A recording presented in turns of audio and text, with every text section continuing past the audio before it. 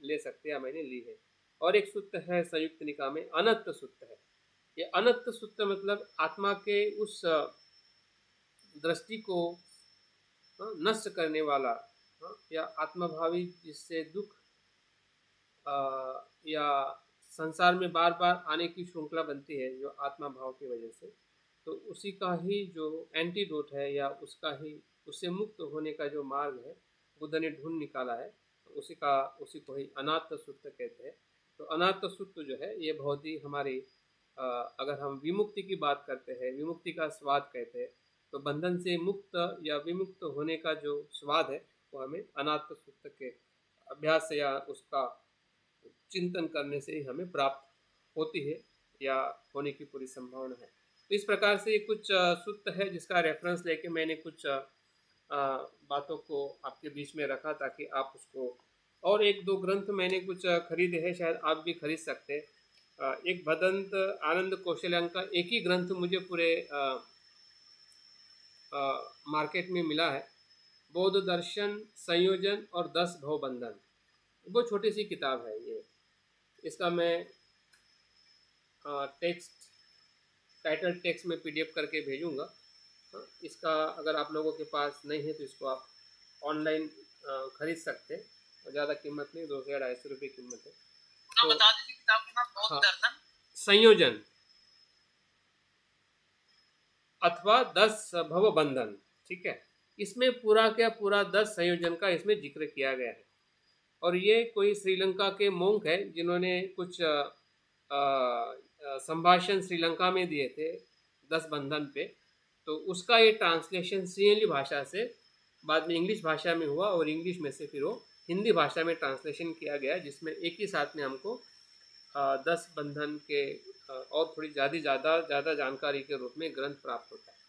बाकी मुझे ऐसा कोई ग्रंथ नहीं मिला डायरेक्ट 10 संयोजन पे, लेकिन ये विषय मेरे लिए बहुत ही काफ़ी लंबे समय से मैं सोच रहा था, और काफ़ी मैं बात भी कर रहा था मित्रों से कि इस विषय पे कुछ हम कलेक्टिव कुछ जानकारी लेके हम उस पर अभ्यास करेंगे। और मुझे लगता है कि हमें ये मौका मिला है कि आज से हम आने वाले 10 दिन तक इस विषय के ऊपर हम थोड़ा और गहराई में जाने का प्रयास करेंगे। तो जैसे कि मैं शुरुआत में कह रहा था कि ये विषय की जो आपकी जो रुचि है या हमारी जो रुचि है, वो क्या है, क्या किस इच्छा से हमने कोर्स को ज्वाइन किया है। तो सामान्य तौर पे अगर इस विषय का अगर केंद्र देखें तो बुद्ध की शिक्षा का ये केंद्र है। अगर हम 4 आर्य सत्य की बात करें तो बुद्ध ने दुख और दुख के कारण से शुरुआत की है। तो कारण जहाँ पे आता है तो बंधन वहीं पे आ जाता है कि उसी बंधन के कारण ही हम दुखी है। तो उसको जानना और उससे मुक्त होना, यही बुद्ध की शिक्षा का सार है। अगर बुद्ध ने अपने पूरे 45 वर्ष तक अगर कुछ काम किया है समाज के लिए, तो उन्होंने 2 ही काम किए हैं, दुख को समझाना कारण के साथ, और दुख से लोगों को मुक्त करना, जिसको हम निर्वाण की प्राप्ति, यही बुद्ध ने 45 वर्ष तक निरंतर किया है।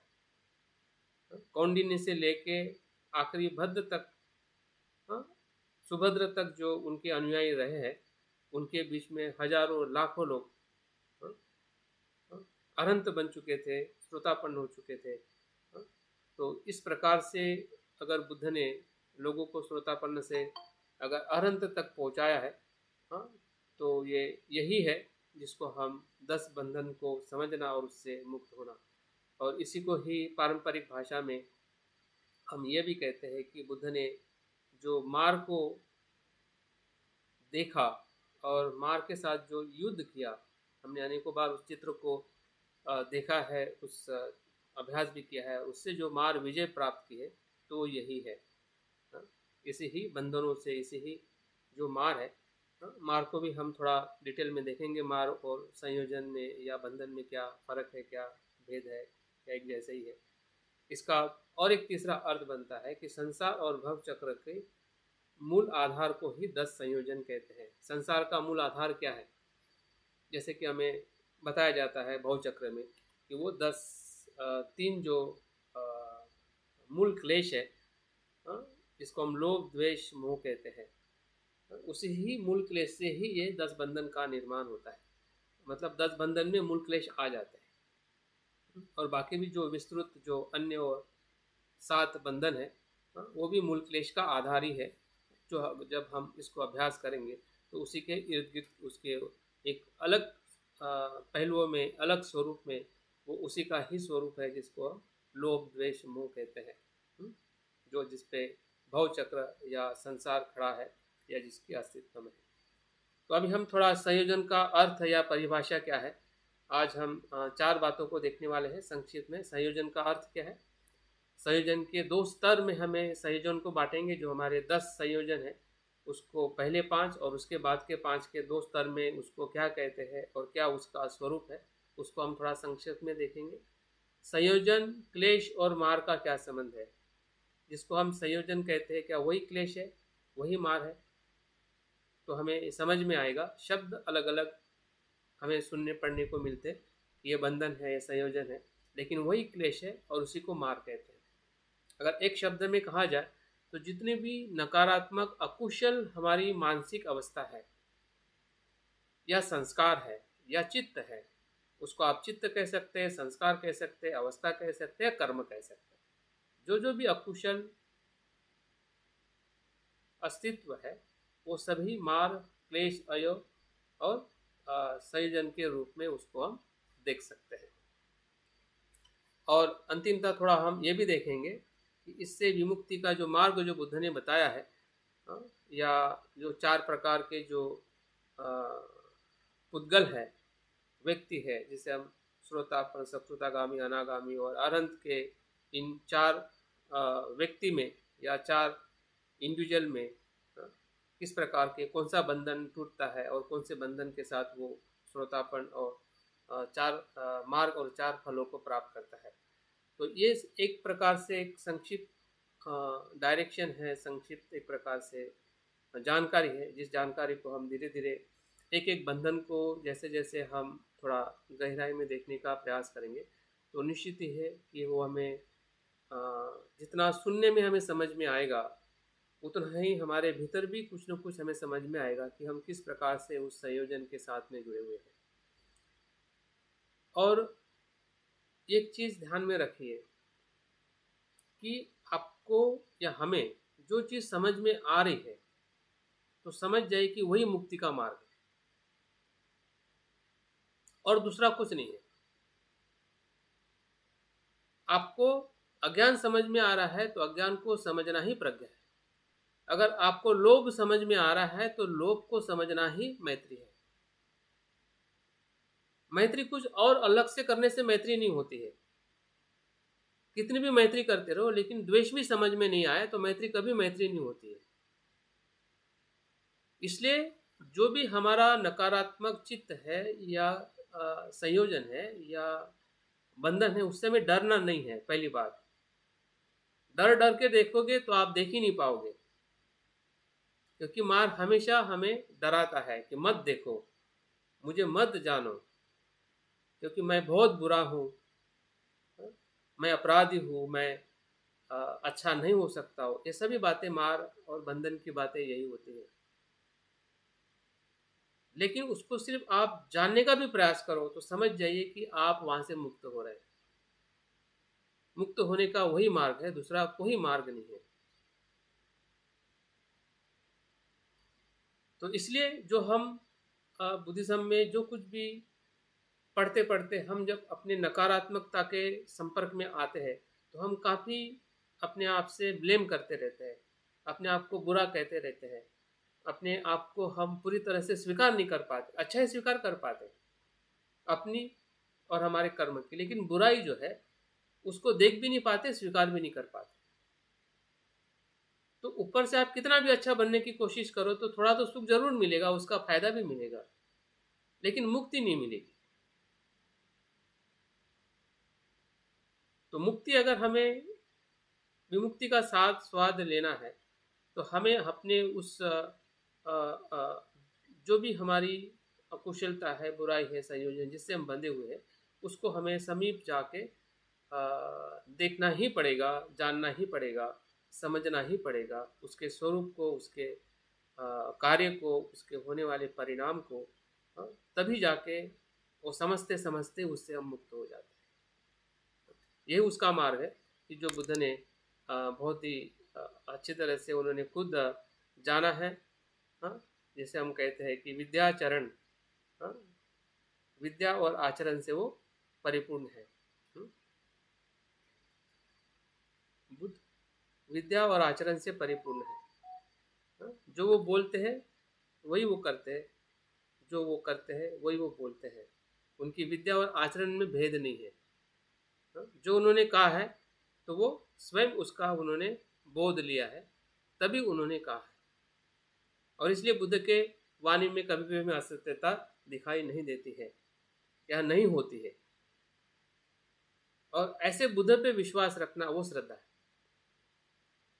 बुद्ध के वचनों पे विश्वास रखना वो श्रद्धा है, ताकि हमें स्पष्टता का हो कि बुद्ध क्या है। अगर बुद्ध स्पष्ट है तो आपको बुद्ध के वचन भी स्पष्ट होंगे कि बुद्ध के वचन कभी भी आ, आ, इस प्रकार से दुख में ले जाने वाले नहीं होते हैं। हाँ, वो सुख की तरफ ही ले जाने वाले होते हैं। तो हमारे अभ्यास में जैसे कि आज हम थोड़ा प्रास्ताविकता देखते हुए कल से हमारा जो अभ्यास होगा, सुबह हम आनापानसति के साथ कायानुपश्यना का ध्यान करेंगे। फिर शाम को हमारा पहला जो बंधन है उस पर हम अभ्यास करेंगे। फिर उसके बाद दूसरे बंधन पे, दूसरे और तीसरे बंधन को हम एक साथ में लेंगे। तीसरे दिन, चौथे दिन चौथा और पांचवें बंधन को एक साथ में लेंगे। पांचवें दिन छठा और सातवें बंधन को लेंगे। छठे दिन आठवां और नौवां बंधन, और सातवें दिन जो 10वां बंधन है उस पर हम देखेंगे। और 8-9 इन 2 दिनों में जो निर्वाण है, निर्वाण की जो विशेष गुण है या उसका जो मार्ग है, उसके ऊपर हम थोड़ा अभ्यास करेंगे।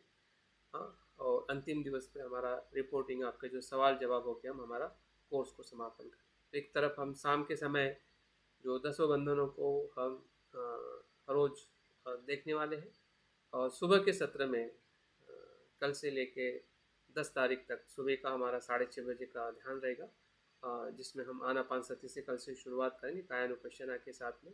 बाद में ब्रह्म विहार है, पंचस्कंद का ध्यान है, कर्मा हीलिंग ध्यान है, कर्म से हम अपने आप को कैसे हील करें, अशुभ भावना है, अनात्म भावना है या शून्यता का अभ्यास है, चिंतन है, वज्र सत्व ध्यान है, और निर्वाण के गुणों की स्मृति है। तो इस प्रकार से हम ध्यान का भी सराव करते हुए जो हमारे संयोजन है उस पे कैसे हम डायरेक्ट कार्य करें।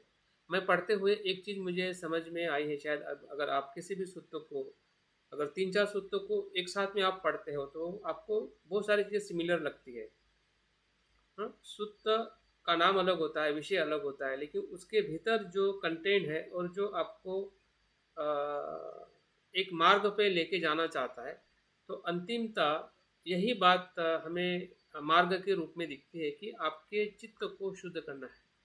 और चित्त की शुद्धि ध्यान के पहले ध्यान, दूसरे ध्यान, तीसरे ध्यान, चौथे ध्यान में ही हो सकती है। चित्त का शुद्धि होने का अर्थ है कुशल चित्त, और कुशल चित्त मतलब ध्यान। ध्यान के सिवा कुशल चित्त नहीं हो सकता है। हम कितने भी कुशल कर्म करें काया और वाचा से, उससे कुशल चित्त निर्माण होने के लिए मदद करता है, लेकिन वो कुशल चित्त नहीं है।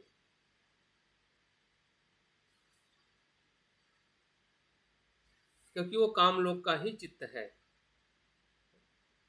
ध्यान के भीतर कुशल चित्त से कुशल चित्त का प्रवास शुरू होता है, जो हमें निर्वाण या उस विमुक्ति के अनुभव तक लेके जाता है। और बुद्ध की शिक्षा का जो प्रैक्टिकल जो मार्ग है वो यही है। जैसे हम शील का आचरण करते हुए ध्यान और जो समाधि जो है, जिसे हम शील समाधि प्रज्ञा के तौर पे हम मध्यम मार्ग देखते हैं, वही एक प्रकार से सभी न्यूरन का, सभी संयोजनों का वो एक प्रकार से मुक्त होने का मार्ग है, जिसे हम मध्यम मार्ग कहते हैं। लेकिन कभी कभी मार्ग तो हमें पता चलता है, लेकिन उसको सही में उसी प्रकार से कैसे अप्लाई किया जाए जिस प्रकार से बुद्ध ने हमें बताया है, हम हमारे प्रकार से अप्लाई करने का प्रयास करते हैं। हम आत्मा दृष्टि तो समझते हैं, लेकिन आत्मा दृष्टि में हम फंसे हैं वो नहीं समझते। अगर वो नहीं समझेगी तो आत्मा दृष्टि से हम कैसे मुक्त होंगे?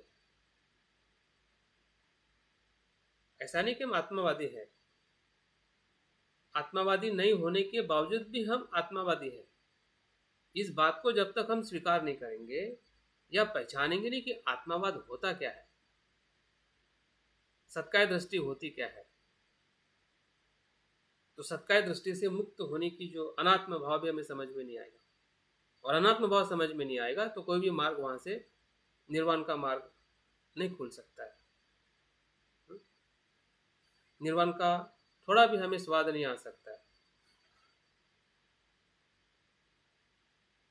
तो यही सभी प्रक्रिया में, सभी बुद्ध की शिक्षाओं में जब मैं पढ़ रहा था सूत्रों को, तो मुझे एहसास हुआ कि इस बात पे हमें वापस आना है कि हमारी जो संयोजन में जो हमारी शुरुआत है, मिथ्या सत्काय दृष्टि को समझते हुए हमें आगे जाने की ज़रूरत है, ताकि हम सही अर्थ में हम कहाँ पे बंधे हुए हैं और कहाँ से हमें बाहर निकलना है, ये हमें स्वयं ही, हमें स्वयं की स्पष्टता हो।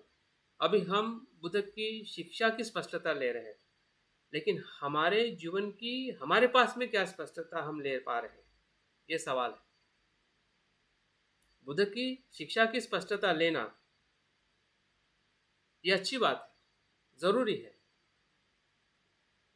लेकिन वो मुक्ति का मार्ग नहीं है। नहीं तो बुद्ध ने नहीं कह दिया था कि मैं मोक्षदाता हूं, क्योंकि आप वही तो कर रहे हैं। बुद्ध ने कहा कि मैं मार्गदाता हूं। तो मार्गदाता है, इसका मतलब क्या कि आपका समझदारी से आपको एफर्ट करना है,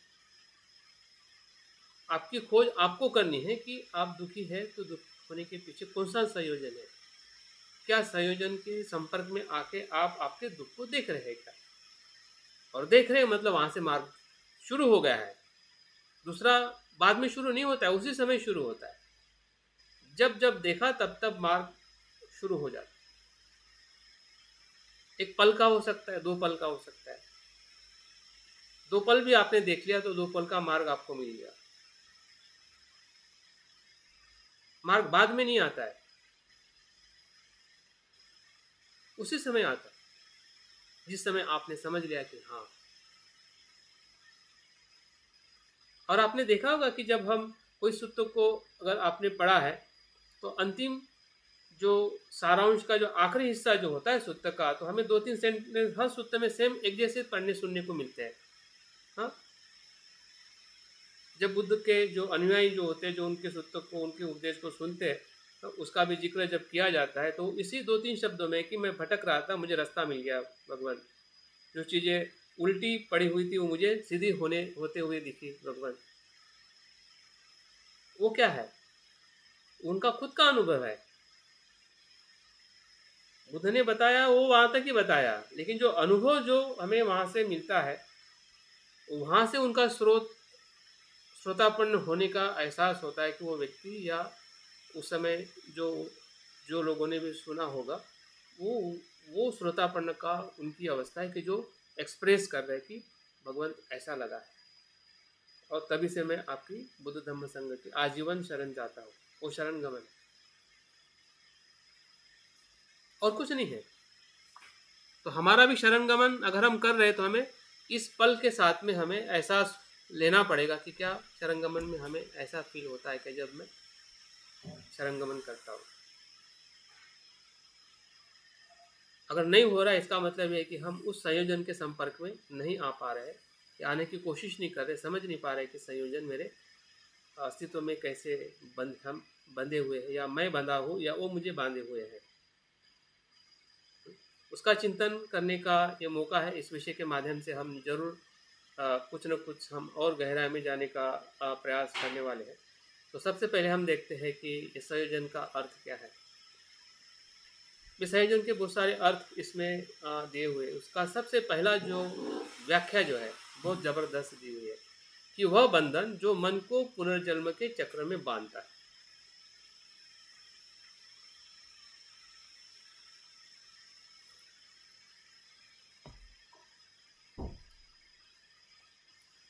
जो पुनर्जन्म के चक्र में बांधता है, वो सभी बंधन। और वो बंधन वो अकुशल तो होते हैं, जैसे कि हम अकुशल कर्म की हम बात करते हैं, पाप की बात करते हैं, बुराई की बात करते हैं, लेकिन कुशल भी बंधन हो जाते हैं, हमारा दानशील भी बंधन हो जाता है।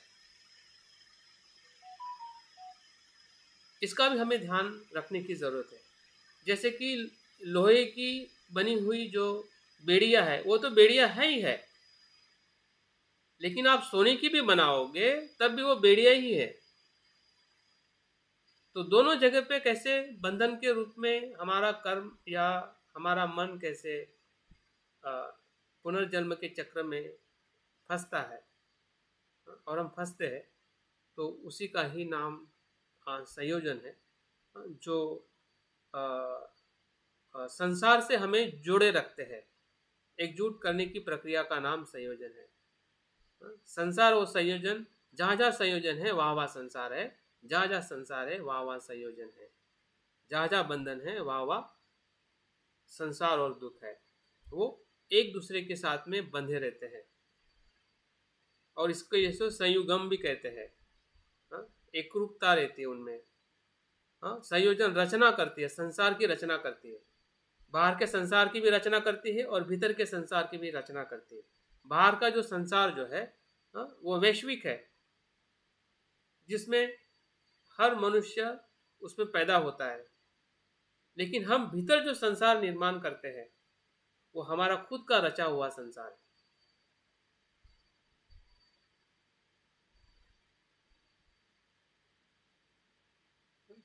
संयोजन का मतलब एक करना, मिलना, बंधन भी कहते हैं और उसको बेड़िया भी कहते हैं।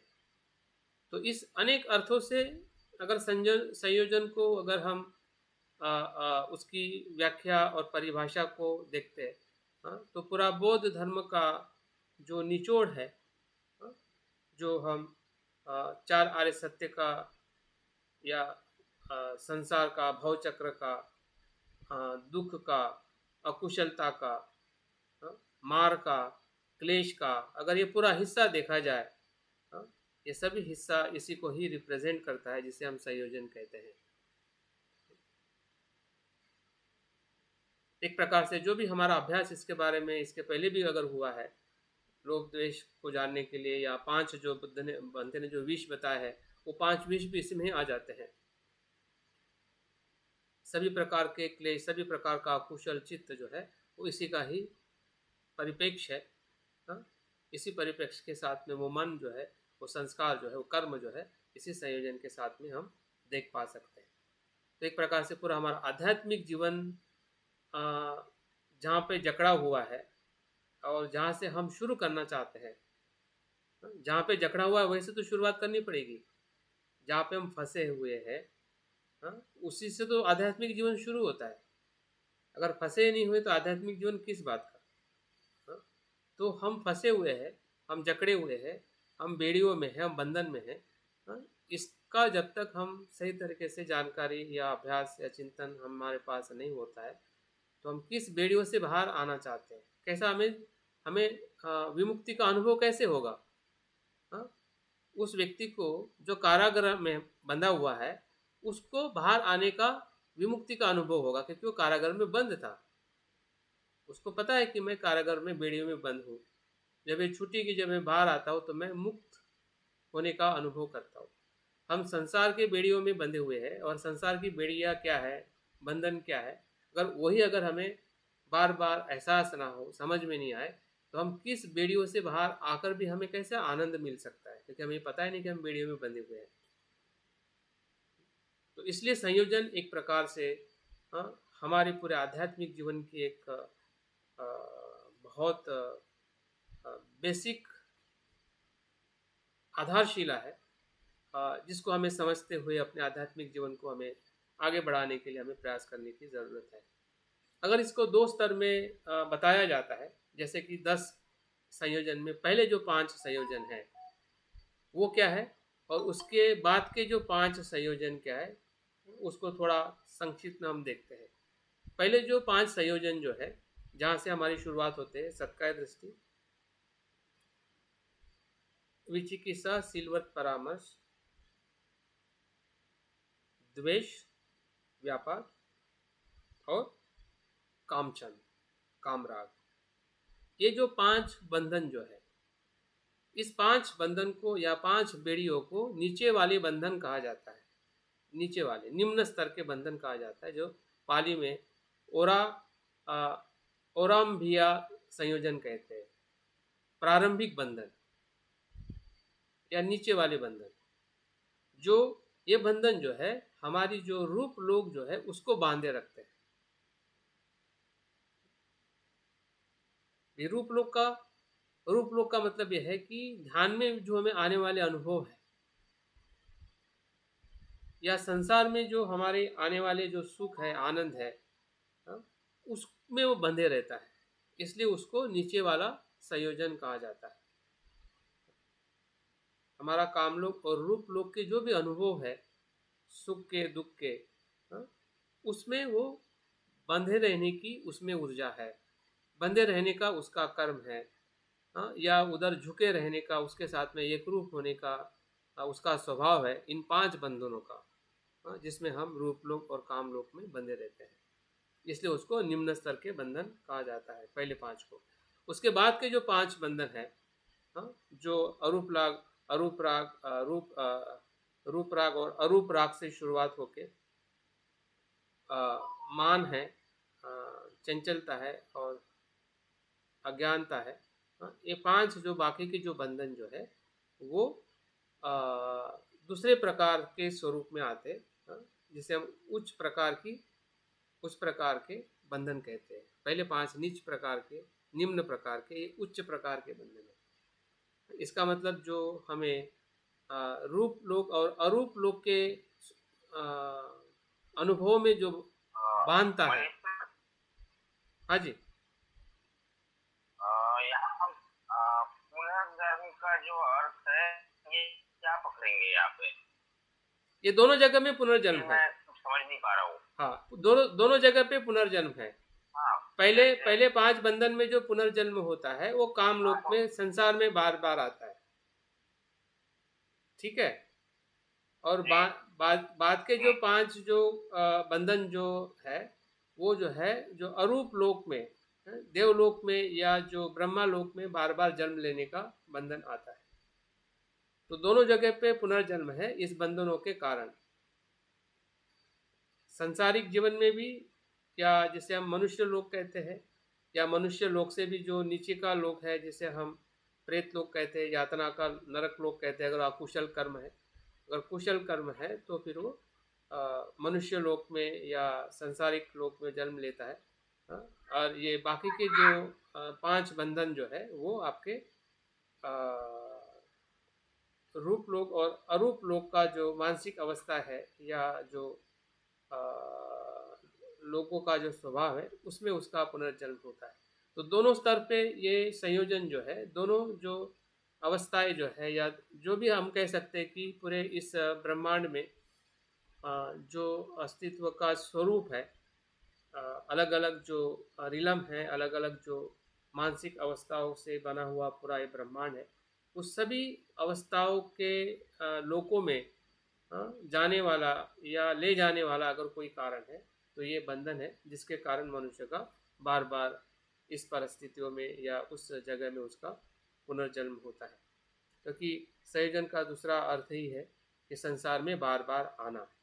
तो संसार में बार बार आना मतलब दोनों प्रकार का जो संसार है, या यातना देने वाला मनुष्य लोक का संसार है। सर एक मिनट जरा पुरानी स्लाइड, पिछली स्लाइड को दिखाना जरा दोबारा।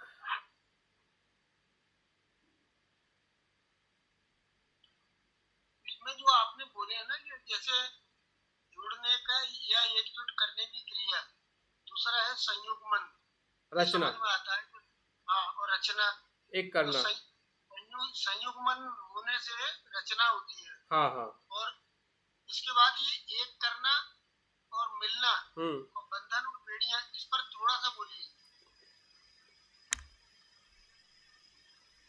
एक करना मतलब एक करना मतलब जो जो बंधन जिस उद्देश्य के साथ जो बंधन जो कर्म करता है, जैसे कि लोभ है, ठीक है, तो वो संयोजन लोभ के साथ में एकाकार हो जाता है, लोभी स्वभाव के साथ में एकाकार हो जाता है। हाँ, तो वो बंधन उस प्रकार से वो कार्य करता है, उस अस्तित्व को, उस स्वभाव को, उस कर्म को निर्माण करने के लिए। मतलब उस एक दिशा में लेके जाता है। हाँ, लोभ की जो प्रवृत्ति है लोभ की दिशा में लेके जाएगी, जो द्वेष की प्रवृत्ति है द्वेष के उस प्रवृत्ति में लेके जाएगी। हाँ, मतलब हर जगह पे जो आपका जो संयोजन जो है वो हर तरीके से वो काम करता है आपके मिलना, आपके आगे आगे बताया ना, मिलना हाँ, क्या अर्थ है? मिलने का मतलब यह है कि जो भी चीज़ें संसार में जो अस्तित्व में है तो इसी के मिलने के कारण है। यानी यानी अपना मन जो है लोभ की वृत्ति में आता है, लोभ उत्पन्न होता है। अगर वो आप सजग नहीं रहते, जागरूक नहीं होते, तो बिल, अपन लोभ बिल्कुल में ही चले जाएंगे। बिल्कुल अगर बिल्कुल। अपन वहाँ सजग है, जागरूक है, हाँ तो लोभ पे अपन बाहर आएंगे। हाँ हाँ हाँ, लोभ वो मतलब लोग रहे युक्त हो जाते हाँ हाँ हैं, मिलना मतलब हाँ वो युक्त हो हाँ जाते हाँ बिल्कुल बिल्कुल, जिसको हम कहते हैं ना लोभ युक्त, द्वेष युक्त, अज्ञान युक्त, हैं, ठीक तो है। होने के हाँ अर्थ अगला बंधन बन जाता है। हाँ हाँ, इसलिए वो संयोजन मतलब उस अर्थ से भी है, ठीक है, कि वो देखिए, उसी अपन संयोजन की बातें जो कर रहे हैं, या अपन संयोजन के बाहर में जो बंधन के बाहर में निकलने की जो प्रक्रिया कर रहे हैं, समझ ले रहे, बुद्ध की शिक्षा पढ़ रहे हैं, तो मुझे ऐसा लगता है कि जैसे कि राग, लोभ, मोह, द्वेष, ईर्ष्या, निंदा, नाराज, सब कुछ है ये। बिल्कुल तो बिल्कुल ये सब कुछ। हाँ, यहाँ अपन जागरूक रहे तो अपन इससे बाहर निकलते हैं। और ध्यान ध्यान उसी के लिए अपन बार बार करते हैं कि जैसा लोभ उत्पन्न होता है, ये मेरे, और जब अपन मन अगर स्थिर रहे तो वहाँ अपन निर्णय ले सकते हैं। अगर अपना विचलित रहे तो पुनः अपन और लोभ में बिल्कुल जाते हैं। बिल्कुल बिल्कुल हाँ, पुनः बिल्कुल, और वही लोभ में जाते हैं अपन। वही है यस, कि हाँ, बंधनों को जहाँ जहाँ समझना है, जैसे कि दिलीप जी बता रहे हैं, जहाँ जहाँ समझोगे वहाँ वहाँ मुक्ति है। यस यस यस, हाँ, जहाँ जहाँ समझोगे वहाँ वहाँ अपन वहाँ से हाँ बाहर निकलते हैं। अभी अपन ने, सीधा एग्जाम्पल लेते हैं। ये अपन पढ़ाई में डॉक्टर मनीष साहब के साथ क्यों जुड़े हैं? अपन को ये ज्यादा से ज्यादा समझने की अपन कोशिश कर रहे हैं। जैसा प्रज्ञा का आकलन होता है, जैसी थोड़ी बात अपने समझ में आती है, तो वह अपन खुद को कार्यान्वित करते हैं कि बिल्कुल ये बिल्कुल, नहीं करना चाहिए, ये करना चाहिए। बस वही मुक्ति मार्ग है, हाँ, वही ये मुक्ति मुक्ति का मार्ग स्वाद है। है। हाँ, लगे बुरा बिल्कुल नहीं होगा, लेकिन अपने लिए थोड़ा क्यों ना हो, बिल्कुल लेकिन बिल्कुल, वो अपन ये क्षण, बंधन से बाहर निकलने की कोशिश करते हैं। हाँ नहीं, वो क्षण वहां से बिल्कुल स्पार्क हो जाता है। यस यस, चित्त के क्षण की हम बात करते हैं तो चित्त का क्षण जो है ना उसी दूसरे क्षण में निर्माण करता है आपके विमुक्ति के अनुभव को। हाँ, यस, तो वो हमें अभी धीरे धीरे जैसा हम गहराई में इसका अभ्यास करेंगे तो वो पल बिल्कुल जरूर हमें समझ में आएगा। अभी हम थोड़ा लिस्ट देखते हैं कि थेरवाद परंपरा से हम पूरे दर्शन को देखने वाले हैं, क्योंकि जब हम बौद्ध धर्म की बात करते हैं। एक मिनट, इसमें ये दोबारा जो ये 5 बंधन है ना, उसमें मान, चंचलता, अनुराग और क्या दो क्या बताए? अज्ञान, ज्ञान और ये जो है ना रूप आसक्ति, अरूप आसक्ति, अहंकार, बेचैनी और अज्ञान, ये इसमें लिस्ट में इसमें आ गया। अभी इसमें देख लीजिए आप उससे दूसरे साइड में। अच्छा,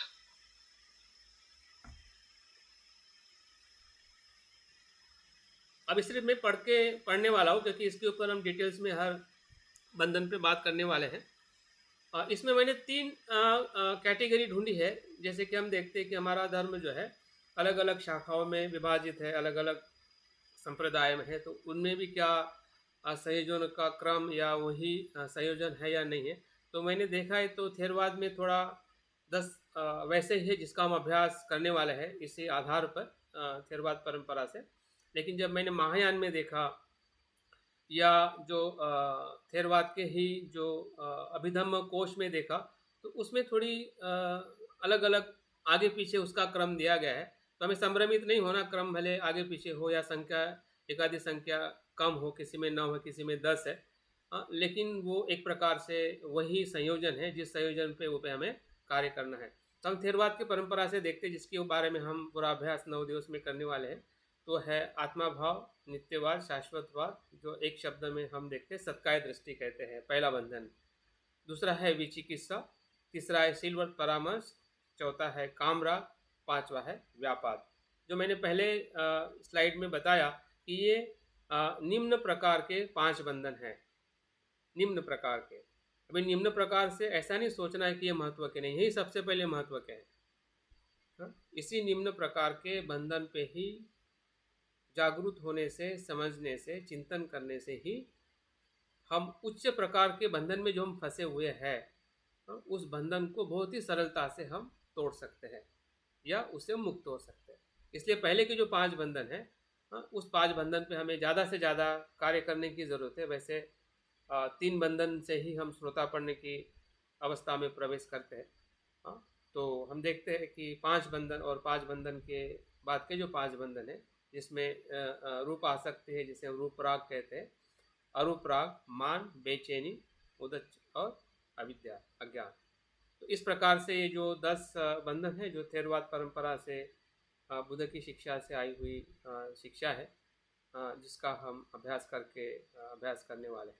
अभी इसी ही बंधन को जब मैं अभिधम्म में देखा, तो अभिधम्म में इसके नाम बदल जाते हैं, वो शायद क्रम भी बदल जाता है।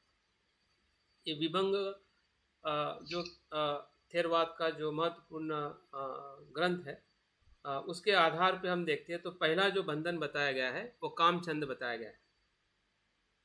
जबकि थेरवाद शुद्ध के अनुसार है, वो थेरवाद, वो भी थेरवाद है, ये भी थेरवाद है, लेकिन वो शुद्ध पिटक के आधार पर है और ये अभिधम्म पिटक के आधार पर है। अभिधम्म पिटक में कामचंद पहला बंधन है, दूसरा है द्वेष, तीसरा है मान, जबकि मान 9वां बंधन है, उसके अंदर 8वां बंधन है शुद्ध पिटक के अनुसार। और जो ये जो चौथा बंधन है वो सत्काय दृष्टि है, जबकि शुद्ध पिटक के अनुसार वो सत्काय दृष्टि पहला बंधन है।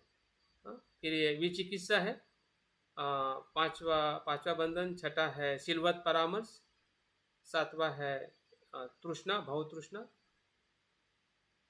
8वां है क्रोध, इसमें क्रोध याद हो गया, द्वेष, इसमें द्वेष भी है, क्रोध भी है, उसमें द्वेष है, उसमें क्रोध नहीं है।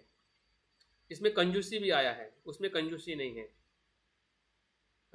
यहाँ सर ये मेरा संभ्रम पैदा होता है कि पहला बंधन का क्रम रहता, पहला, दूसरा, तीसरा, पहला टूटता है, दूसरा टूटता है, फिर इसके बाद श्रोतापन्न में 3 बंधन टूट जाते हैं, फिर चौथा, पांचवा ढीला होता है 3 टूटने के पहले, तो फिर सगदाना में आ जाता है। तो इनका क्रम फिर उल्टा पुल्टा नहीं हो जाएगा क्या?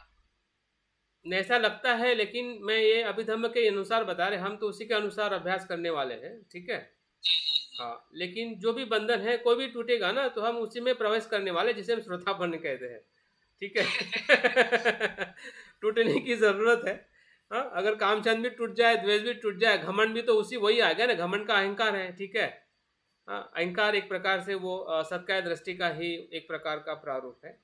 तो ये चीज़ें मतलब उस अकॉर्डिंग बताई होगी, जिस अकॉर्डिंग अभिधम्म की जो मेथड्स है ना, उनके जो चित्त का वर्गीकरण है या चैतसिक का वर्गीकरण है, उसके आधार पर उनका ये वर्गीकरण है। इसलिए हमें सिर्फ एक आपके लिए जानकारी के लिए मैंने दिया, नहीं तो मुझे बताने की ज़रूरत नहीं थी, लेकिन आपकी जानकारी के साथ में आप रख सकते हैं, क्योंकि इस पर हम अभ्यास नहीं करने वाले, हम तो उसी पे अभ्यास करने वाले हैं।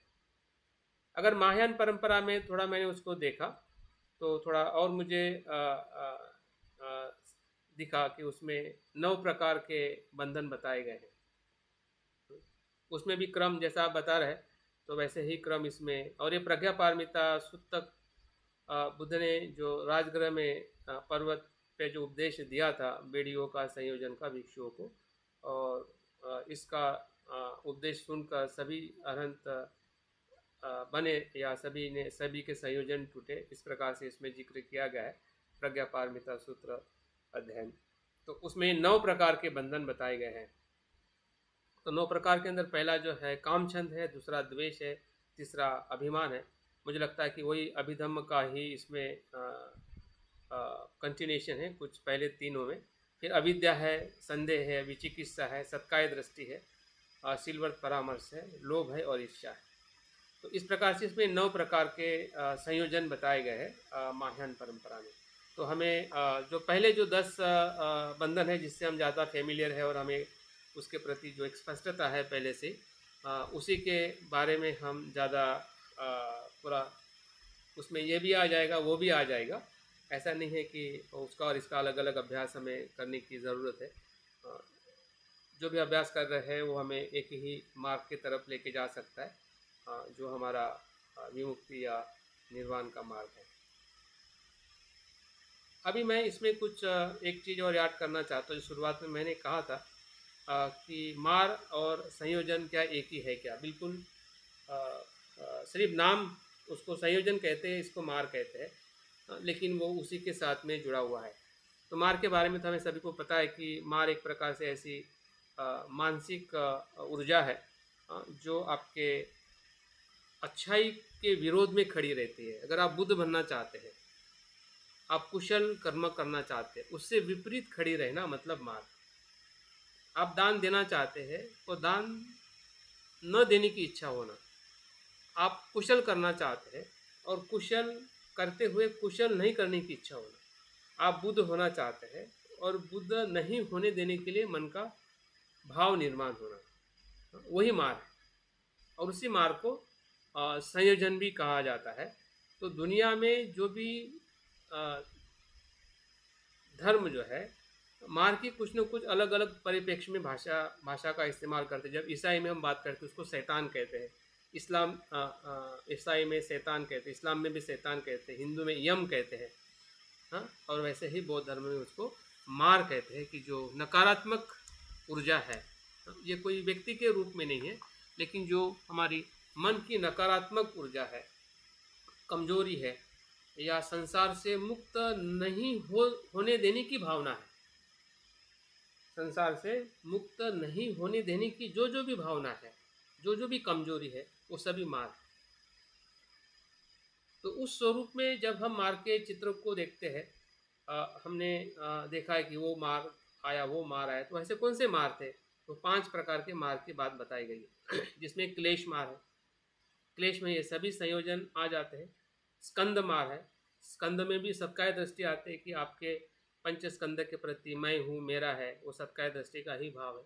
मृत्यु मार है, भय, मृत्यु का भय, हाँ, मैं नहीं मरना चाहिए, मेरा मृत्यु नहीं होना चाहिए, हाँ। मृत्यु के प्रति जो एक हमारी जो शरीर या जीवन के प्रति जो आसक्ति है, वही मृत्यु मार के रूप में हमारे सामने है। अभिसंखार मार ये जो है, ये जो हमने जो कुशल कर्म किए हैं या कुशल कर्म किए उसको पकड़ के रखना, अभिसंकारित करना, हाँ? उसको छोड़ना नहीं, उससे मुक्त नहीं होना, उसके साथ में चिपके रहना, एक प्रकार से सिलवत परामर्श। देवपुत्र मार कि आपको सब कुछ दे देता हूं, लेकिन बुद्धत्व मत मांगो। संसार का जो सबसे बड़ा सुख है, सबसे ब्रह्म लोग है, या पूरी संसार का जो भी सुख सुविधा है, सब कुछ मिलेगा, दूंगा। इस प्रकार की जो भावना देवपुत्र के रूप में हमारे सामने आती है। देवलोक में जीवन जीने की या देवलोक में हमें जाने की जो मन की जो अनुभूति है, वो एक प्रकार से देवपुत्र मार के रूप में आती है। तो ये मार है, वही मार हमें संयोजन के रूप में भी, और उसकी दूसरी भी श्रेणी है मार की जो 3 बेटियां के रूप में हम देखते हैं, जो बुद्ध के ऊपर छोड़ी थी सेना।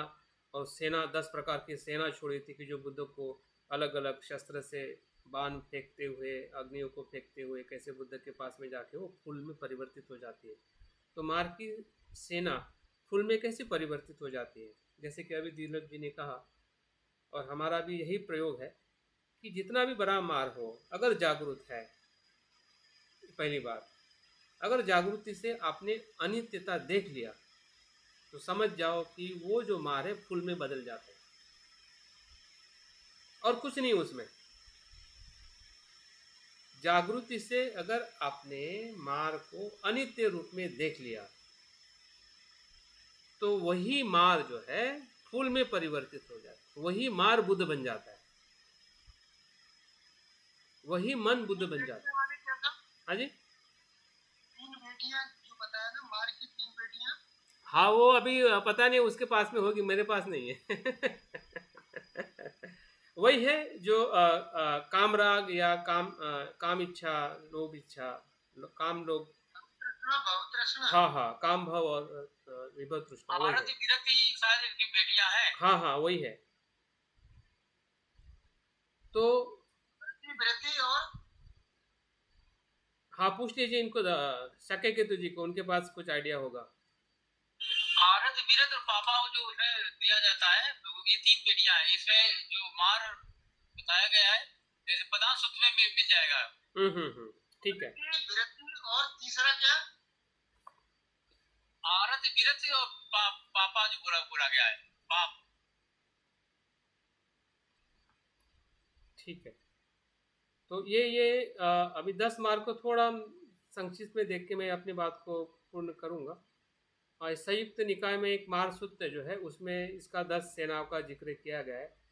10 सेना क्या है, तो ये भी कहीं ना कहीं उसी ही संयोजन के साथ में ही जुड़ी हुई शिक्षा है। तो इसको भी आप देख सकते हैं कि ये 10 प्रकार की मार सेना है जो बुद्ध के